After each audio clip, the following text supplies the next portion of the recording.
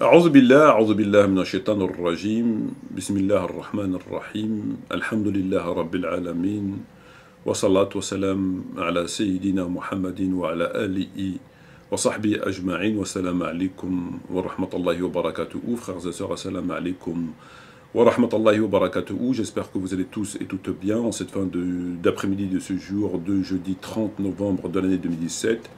Il est précisément 17h16. Alors, vidéo quelque peu improvisée, puisqu'il se trouve qu'hier, j'ai fait un petit voyage sur Internet, et plus précisément sur les réseaux sociaux. Et j'ai été... ce qui m'a emmené finalement à réaliser la vidéo que je fais maintenant. Si je vous pose la question suivante,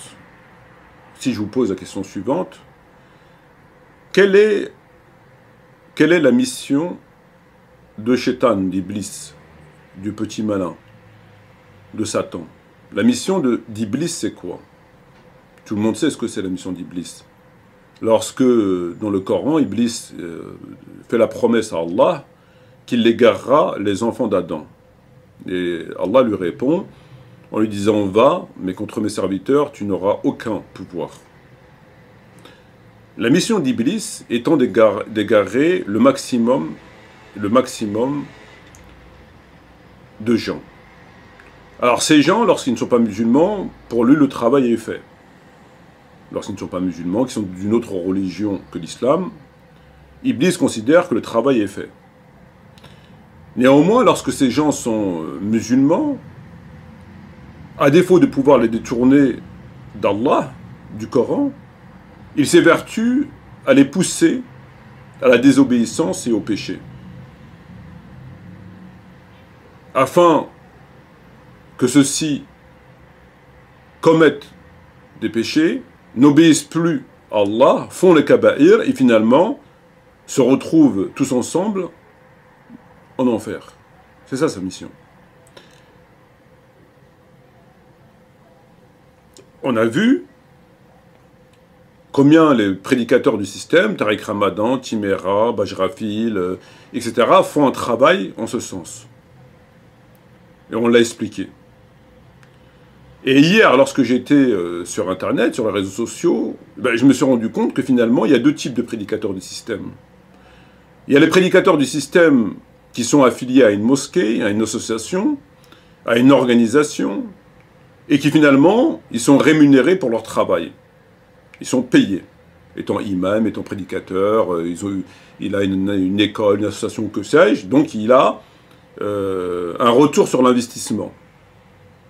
Et donc, ces gens-là doivent s'évertuer autant que possible de paraître dans le paysage religieux musulman en France, afin de faire la propagation de leurs produits, d'augmenter leur chiffre d'affaires, d'augmenter le nombre des fidèles, le nombre de vues, et de se vendre finalement.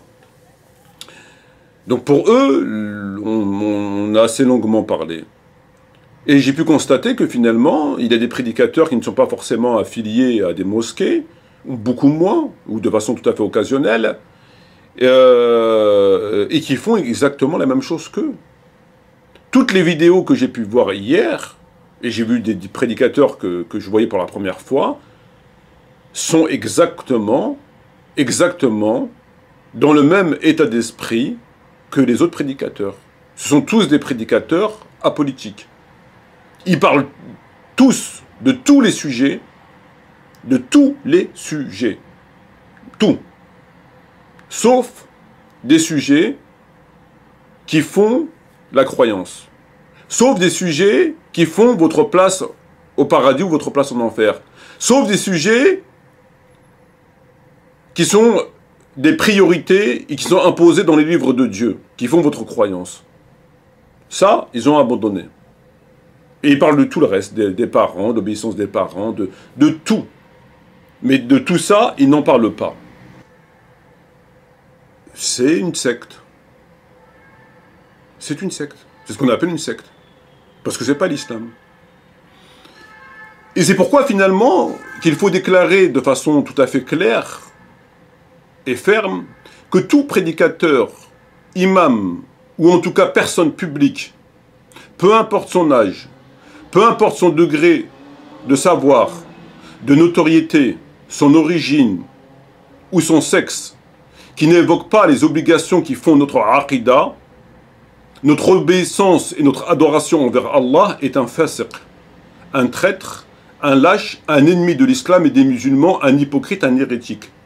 Tout prédicateur, imam, ou en tout cas personne publique, peu importe son âge et son degré de notoriété et de savoir, son origine ou son sexe, qui est apolitique est un kafir, un mortad, un égareur, ennemi de l'islam et des musulmans, quand bien même il se dit politique, si son travail ne le reflète pas, ne le croyez pas. Tout prédicateur, imam, ou en tout cas personne publique, peu importe son âge, son degré de notoriété, de savoir, son origine ou son sexe, qui ne se préoccupe pas des kaba'ir dans lesquels lui-même vit et alimente le fasad, et qui à travers son discours futile, lunaire et apolitique, incite les croyants et les croyantes à le suivre dans cette voie, est un mortad, un fasiq, un ennemi de l'intérieur.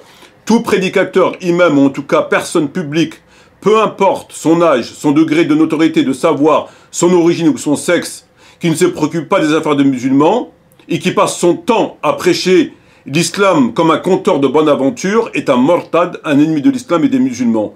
Tout prédicateur, imam, ou en tout cas personne publique, peu importe son âge, son degré de savoir, sa notoriété, son origine ou son sexe, qui fait autre chose que de rappeler les musulmans à sortir du shirk et des kaba'ir, dans lesquels ils sont, et lui en premier, est un fasiq, un hérétique, un carriériste, qu'il faut, à défaut de combattre par l'épée, le combattre par la langue, sinon par le cœur, et c'est le dernier degré de foi. Ne priez pas avec eux, ne les fréquentez pas, ne fréquentez pas leur mosquée et ne leur donnez pas vos filles en mariage.